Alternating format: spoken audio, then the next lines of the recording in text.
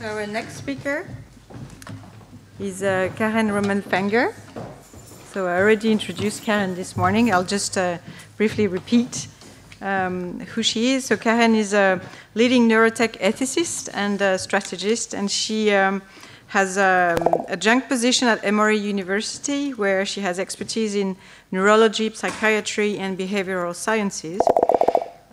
But she also created and founded the Institute for Neuroethics, which is the first think tank focused solely on neuroethics. And she's promoting trusted neuroscience across various sectors. And we, hopefully the computer collaborates, and then we can listen to your presentation. Perfect. All right. Thank you very much, Karen. Okay. So I'm actually going to ask if you'll indulge me in a little exercise. You've been, many of you have been here from the morning, and I'm especially grateful for those of you who have been here this whole time, but I also know just that most people's bodies tend to go like this towards this time of the afternoon. I kind of even see some people nodding off. And I know we've had these fabulous presentations, so it's another presentation. So I do have this exercise where I would like to invite all of you to come up to the front of the room. And we're going to do a little experiment called the human histogram. So please get up from your seats if you would. Oh, and this is also an opportunity for you to be part of the archive of this event, because we are recording this event as well. So if that's okay with you, please come up. It's probably just going to get the back of your heads, but still, I think you'll be part of it. So, and while you're coming up here, I'll give you a little outline of what we're going to do today. So we're doing this little exercise, which is, where do you stand? Then we're going to talk about the impacts of neurotechnology. I'm going to introduce a field to you called neuroethics, the contents of which we've already spoken about. And then I'm going to talk about the future that we want and how we can drive that forward together. So now that you're at the front of the room, thanks to you that are good sports and coming up here. If you're going to participate, it's good to come all the way to the front, please. So this exercise is called the human histogram. And this is a way for us to build a histogram. We're kind of going to build it this way, of your acceptance and excitement about a list of technologies. Please, if you could, just scoot out so everybody who's in the aisles there can come to the front, too. Don't be shy. We invite all of you to come up, become part of the experience. Yes, please come on in. Okay, and so what we're going to do is talk about a few scenarios, and I'll start with an easy one. And if you absolutely love and agree with the scenario, I want you to shuffle over to that side of the room. So that is absolute acceptance over there. Laura, raise your hand. Absolute acceptance is going to be all the way over there. If you despise this idea, you detest it and think it's the worst idea in the world, you go on this side of the room. So, Hervé, where's your... Oh, Olivier. Olivier, I feel like this is appropriate. Imagine we're talking about surveys. No. Okay, so if you absolutely detest it, go towards this end of the room. And if you're somewhere beneath it, find your place, okay? And don't worry, we're going to do a little tester first. So please go ahead and come up here if you would, because you won't be able to move in the aisle. So come on up. Okay. So I'll show it up here. If there were a lot of you, we weren't going to be able to do that, but we're lucky that we have enough of you here today to do it this different way. So let's start with an easy one. How do you feel about tattoos? Absolutely accept them. Maybe you have one, you love them. Go to that side of the room. Think there. Abominations for the body, this side of the room. If you love tattoos, go over there. Despise them, go over here. And you can be somewhere in the middle, too.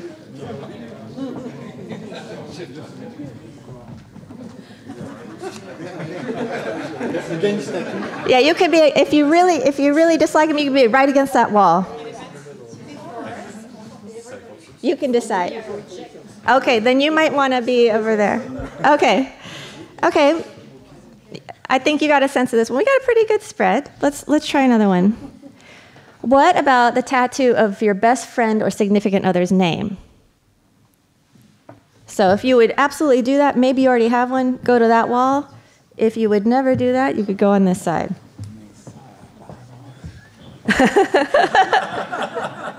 Okay, a bridge too far for Olivier. Okay, so last one. How about a tattoo on your face? You have over here? Nobody has tattooed eyebrows, perhaps? Okay, no tattoos on your face. You are embarrassed. And in the Collège de France. Selected public. Ah, I love it. Okay, I love it. Okay, so I think you have a sense of how this works now, right? So let's now get into some of the other scenarios. How do you feel about a wearable device that dramatically improves your ability to meditate based on real-time measurements of your brain activity and lets you publicly share your brain activity to compare with friends? How do you feel about that?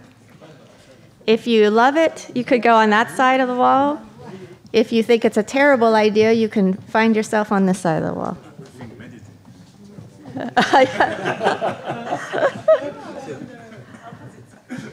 So, okay, I see some people saying, yeah, I'm kind of interested in it. You'd be willing to share it. Okay.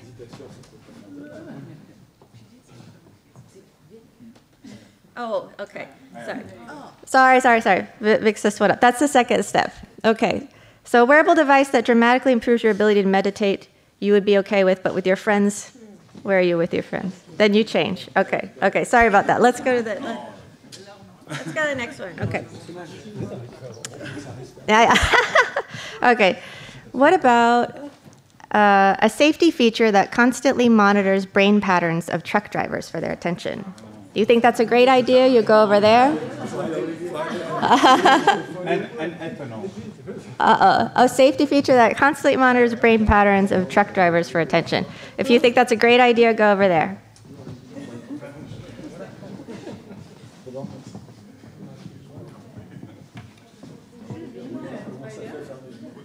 Okay. Okay. What about if you have to tie that driver's pay to brain data-driven interpretations of safe driving behavior? So now, what if the truck driver's pay is determined by that brain data?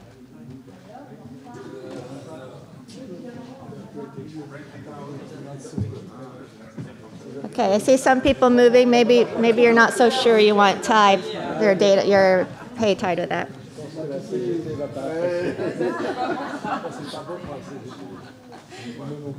Okay, so I saw some of you move. Okay, great. Let's go to a next scenario.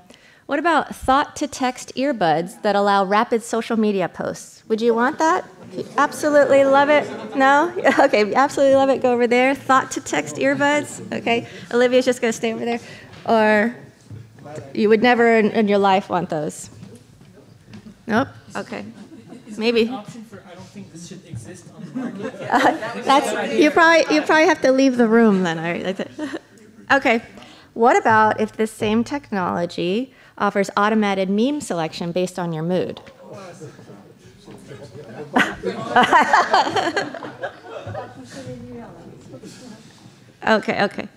Okay. This is the last one. How do you feel about a guarantee that all wearable devices allow users to own their own brain data? If you absolutely think that's necessary, everybody needs to own their brain data, go to that side.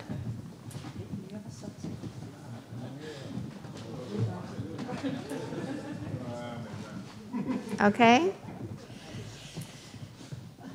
What about if that's the case, but only with the premium subscription? Okay, I'm making you guys exercise today. Okay. Okay, give yourselves a round of applause. You had we're very good sports. And now I'll go into the rest of my talk here. Thank you very much for participating in that. So that's a little exercise those are the types of exercises created by our institute, where we actually use these in a variety of engagement scenarios to bring people from multiple lived experiences, multiple perspectives and disciplines to just get your imagination going a bit on some of these technologies and the potential ways they could be used. So in that last one, actually, is based on a real case. So last year, we saw the first neurodata judgment against a neurotech company. For some background, in 2021, Chile became the first country to integrate a neuro rights bill into its constitution. The amendment calls for protection of brain data and protection from threats to things like mental continuity. Last year, the Chilean senator who led that neuro rights amendment to the Chilean constitution decided to put it to the test. He purchased a consumer wearable neurotech device from the US. He consented to the privacy agreement. He consented to a requirement that his data be collected and uploaded onto the cloud in order to receive services. However, when he tried to remove his data and get a copy of his data, he was not able to because he did not have a paid subscription. At that point, he did not revoke his consent. He sued the company for violating his exceptional rights to his brain data according to the Chilean constitution, and he won. And only months ago was the first neurodata legislation bill passed in the state of Colorado in the United States. This is the first law to officially regulate brain data as a special category of personal sensitive data, a designation typically only given to data like biometric data that helps to re-identify individuals, or data related to political opinions, sexual orientation, and health. So why are we seeing these things happening now? Well, we know, and you've been hearing this all along, that from the brain emerges thoughts, feelings, identity, and a sense of authorship of our lives. So studying and intervening with the brain, or someone's brain, is a privilege and comes with a big responsibility. And society is expecting not only engineering innovation, but trustworthiness and ethical innovation and stewardship. And in the end, it is likely that ethical leadership or stewardship, or lack thereof, that is going to make or break this field and whether or not we realize the promise of the neurotechnologies for everyone.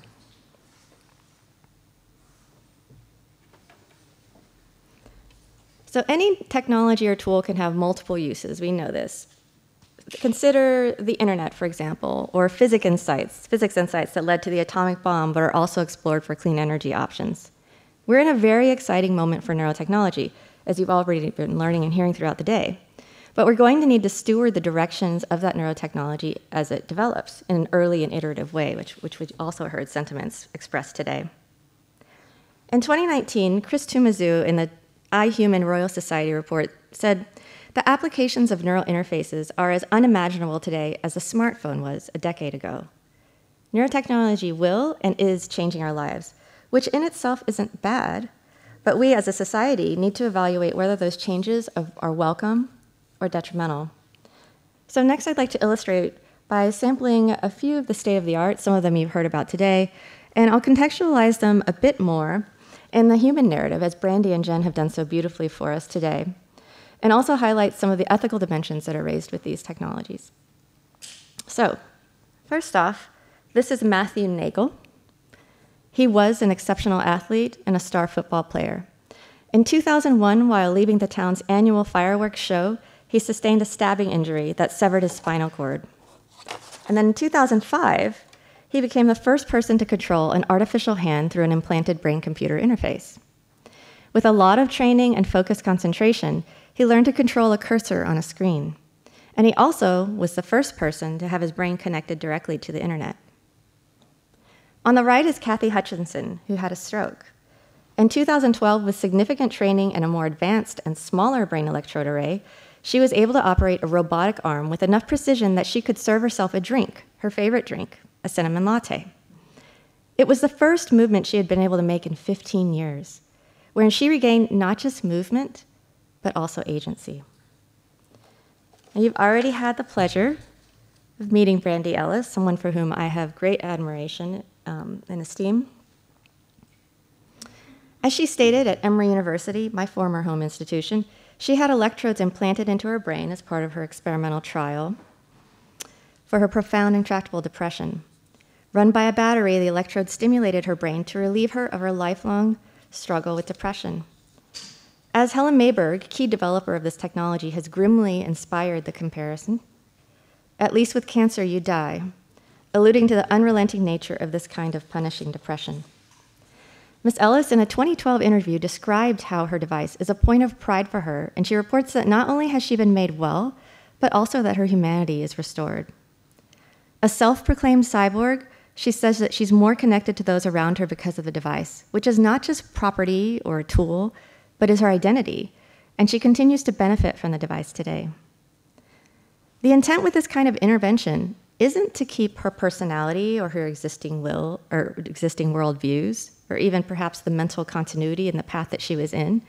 It was explicitly designed to help her change, not so that she can maintain her existing self, but instead so that she can finally realize it.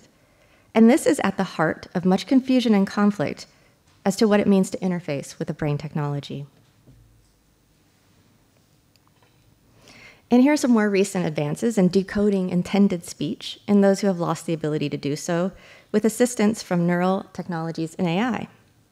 Synchron, who was mentioned earlier, recently became the first BCI, or brain-computer interface, company to receive FDA approval to conduct permanently implantable trials with BCI. Their device doesn't require opening the skull, but instead involves the insertion of an electrode into the blood vessels via the jugular and then into the brain. In 2021, it enabled the participant, Philip O'Keefe, a 62-year-old man with ALS, to create and publish a tweet via controlling a cursor. Mr. O'Keefe used his device to say, "No need for keystrokes or voice. I created this tweet just by thinking." While extremely empowering, this is a very slow process of focusing to type each letter on this virtual keyboard. However, in this recent work by Eddie Chang, which you will see on the left here, Eddie Chang and colleagues, which was actually funded initially as a collaboration with Facebook, who is now Meta, was able to translate signals from the brain intended to control muscles of the vocal system for speaking words rather than moving a cursor or an arm.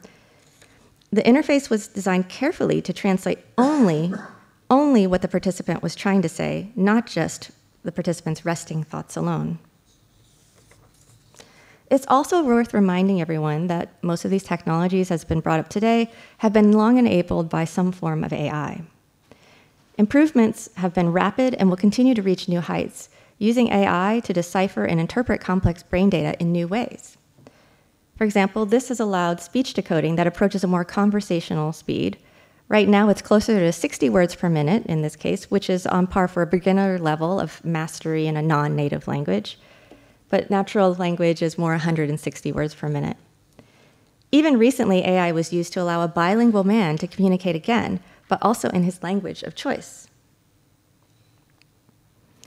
As you may relate, language can be intimately related to your expressed identity. Scientist Doris Tsao, MacArthur Genius Awardee who studies visual perception, affectionately refers to the brain as a reality-generating machine.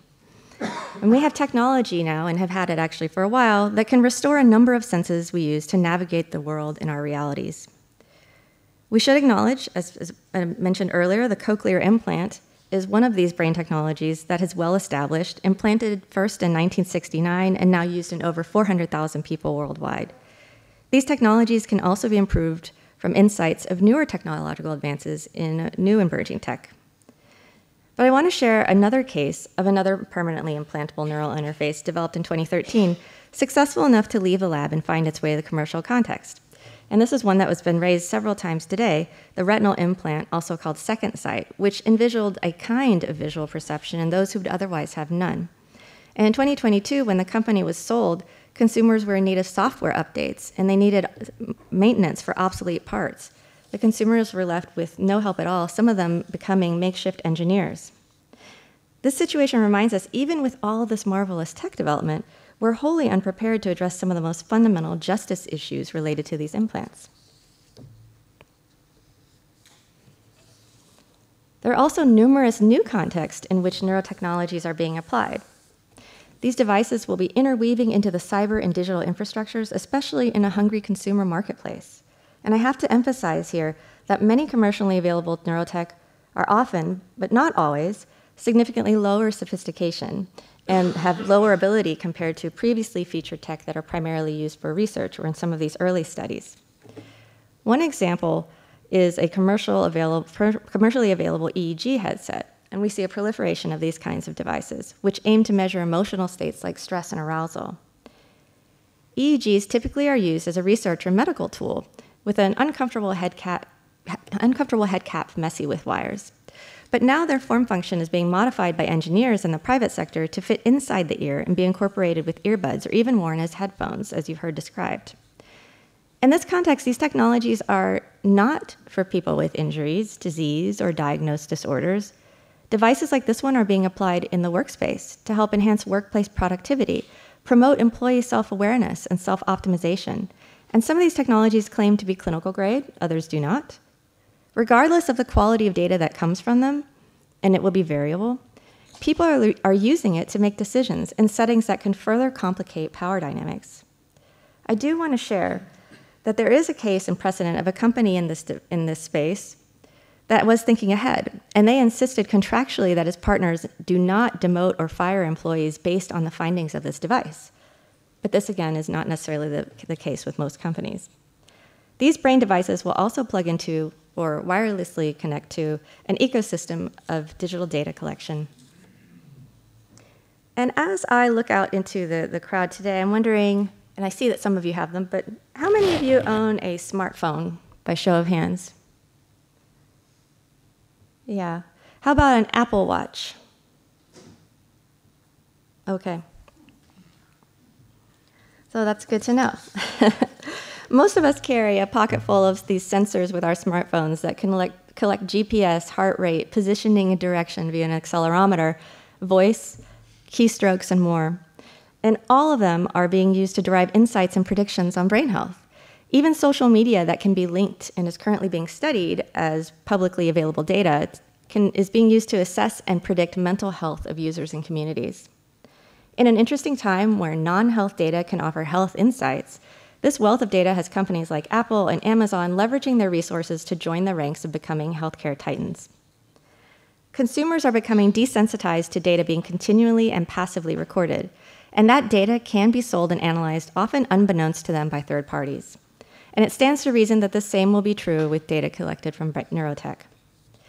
Therefore, it's not just the technologies and the advances in science themselves that can bring ethical and legal significance, but now also the uncharted territory of data and the potential to predict disease risk in children and adults, as well as current predilections and future choices. There's long been a field dedicated to advertising based on brain responses called neuromarketing. I also don't want to ignore that there are positive impacts of this interconnected world, including potential insights and scalable interventions for mental health, wellness, and resilience in a post-COVID world. But the bottom line is we live in a world of big data in these spaces where data are infinitely connectable, repurposable, continuously updatable, and all of it can happen silently and even at a distance from the person using the device. As Crawford and Metcalf have said in their work, big data science changes how we know, and likewise, we should expect more complicated ethical implications of what we know. Now, there's also one really important thing that I want to show you here, too, with this picture that's shown on the right. And it's another reason why we actually very much need these kind of public to private sector partnerships. Which one of these do you want to wear? Do you want to wear the one on the right? Do you want to put that one in your ear? Or do you want to put this one in your ear or over your ear?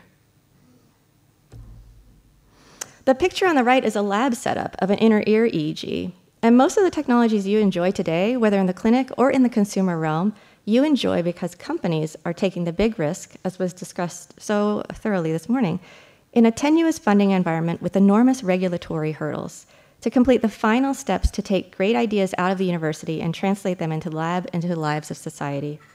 A key part of their work also includes designing their form function and scaling capacity for broad accessible use. And the private sector is a critical driver in the pathway to translation. So as we're considering our neurotech futures, it's worth stepping back to recognize the cultural embeddedness of the brain and brain sciences. Neuroscientists have found themselves encountering perennial problems related to the nature of understanding, the self and identity, whether or not free will exists, the nature of emotion, defining the role of reason in human behavior and memory. In fact, these types of philosophical questions may be even what drew many neuroscientists to come to this field in the first place. In addition to these perennial philosophical questions, though, new questions and new twists have created urgency to address questions like, who am I in relation to my device? Now, some implanted patients talk about having their humanity restored, to be sure, or agency can be restored, but others report feeling like an electric doll, and they wonder if they are still the authors of their own lives. What counts as normal? Could predictions of brain health risk and early intervention begin to flatten out neurodiverse populations or pathologize historically disenfranchised groups if their data aren't included in training sets? And what does privacy mean? When we bypass the peripheral system to get to your thoughts directly and your attentions directly, and I'll put thoughts in these quotes because I'm not sure we exactly know what a thought is in neuroscience. Will laws protect what the skull perhaps no longer does? And what is a reasonable expectation of privacy? Finally, what are acceptable uses? If brain data offer insights into mental states like arousal or stress, do we want those used in the workforce, in school children, or in political campaigning? They've already been used in all three. Now, importantly, being compliant with the law here only may not mean that technologies are being applied ethically. And you're likely aware of the checkered past of neuroscience, from lobotomies, and not just past, but present uses of psychostimulants in warfighters, to past and current abuses of mental health diagnoses as tools for social control. History tells us we need to be looking ethically ahead. So how might we address these new tensions? There is a field called neuroethics, which was a word that you probably heard earlier today, which is dedicated to exploring the ethical, legal, and social implications of these emerging neuroscience. And I believe a practical neuroethics by design approach is one that can promote benefits for communities while offering a competitive edge for investors and companies. So you may ask, well, why does neuroscience deserve its own special ethics? And this is largely because of society's embedded views, a product of hundreds of years of science and even longer of philosophy, that manifest today as prevalent common sense notions that the brain is the essence of who we are, the basis of personality, often referenced as the causal agent is in my brain made me do it, or the will in free will. And the brain is often tied to the soul and spirit in differing ways, and concepts are woven into our language and cultures. But this isn't universal, and there are implications to how technology is designed and where it's developed because of this. So in East Asian cultures, for example, kokoro, also shin in Chinese, and maum in Korean, define an inextricable relationship of the heart, spirit, and mind, whereas we prominently in Western medicine see dualism, holding the brain and mind separate. And how one conceptualizes the brain's relation to the self has tangible real-world implications for things like life and death. We use brain activity as a death determination. We also use them in thinking about ethical evaluations of abortion. And this is not universal around the globe. Even if within my country of the US, you can legally be dead in one state and alive in another. How one relates to the brain can determine goalposts for human flourishing. For example, in the case of cognitive enhancement, in surveys of European and US constituents on cognitive enhancement, Westerners tend to worry about safety and unfair individual advantage.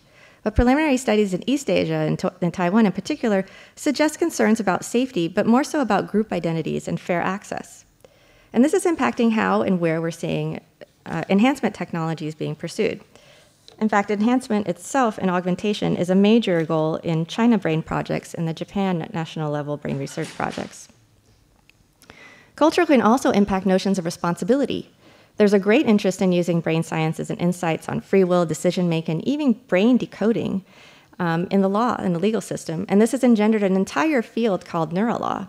And we've seen active pursuit of embedded neuroscience in the US, for example. However, preliminary studies in East Asia suggest less appetite to make responsibility determinations based on brain science. Another important point here is that neurotechnology and neuroscience have the power to move lines between disease and wellness. In some instances, neurotechnology has helped us move past outdated assumptions of wrongful diagnoses, going so far as to understand whether patients are manifesting their symptoms intentionally or feigning, or actually having a disease process that might be beyond their conscious control. In addition, new neuroscience and interconnected technologies can give insights into how to predict disease states or identify diseases before they can be officially diagnosed, like Alzheimer's, and they're critical for developing disease-modifying drugs and disease onset prevention. As the brain is so biologically and culturally special, this is not like predicting a disease with your kidney, for instance. A prediction for a brain condition or even an early intervention especially if you consider children, influences not only what they will have, but who they will become. Another concept that is complicated by neuroscience and neurotechnology is responsibility. And we can start with embedded concepts of personhood and property. We know of at least one legal case where an individual who was only mobile when using a very expensive and custom motorized wheelchair was able to sue for personal injury as opposed to property damage when his wheelchair was damaged by an airline. And to be clear, this was not one that was associated with neurotech. But how might we view our relationship to neurotechnologies by comparison? Are brain-computer interfaces extensions of the user body, or separate tools and devices, or are they actually part of who they are? Similarly, what are long-term responsibilities to implanted patients for whom devices are working right now? And this has been brought up a lot by Jen and as well, and Brandy. There is no standard of care for study participants or people with experimental devices after companies go bust and are sold. There are no standard pieces of software and hardware, so broken parts can often not be replaced, as these are new developing technologies. Some patients with experimental devices who are receiving benefit have asked scientists, we also heard from Jen French, she's been in that trial for 25 years. And it's working for her, right? When does this stop being an experiment for you? Especially when for them it's become a life-giving treatment. Finally, there are questions of responsibility and agency that can become complicated with neurotech, like, what if a prosthetic arm or a brain-operated exoskeleton hit or kicked somebody? Would that person be held accountable for damages from a malfunctioning machine? And what if they were mad during the time, but they didn't think that's why they kicked someone? Could the brain tech decode intentions that were hidden to themselves? So how do we guide a future that we want? What we need moving forward are some guardrails designed for and with society that can also enable the science to advance towards maintained and broad scalable access. And in order to do so, in part, we must have multiple levels of relevant, actionable governance. Now, with emerging tech, we suffer from something called the pacing problem. Basically, creating new laws by design is slow, and technology development is faster. So regulation, once it comes to being passed, is often outdated. So with emerging technology, we tend to turn to complementary soft law tools like guidance to work with hard law like enforceable regulation. And we can also use those soft law tools to pilot and adapt best practices.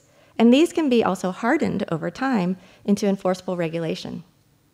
There are several core areas where some actionable guidance is still needed, and I'll just mention some of them, like appropriate use of brain data to promote respect for human dignity and consent in light of uncertain risks, particularly around lingering questions about whether these brain data can actually be used to re-identify individuals. There are also tensions around the possible commodification of these data, and have been calls for these data be considered as precious as organs.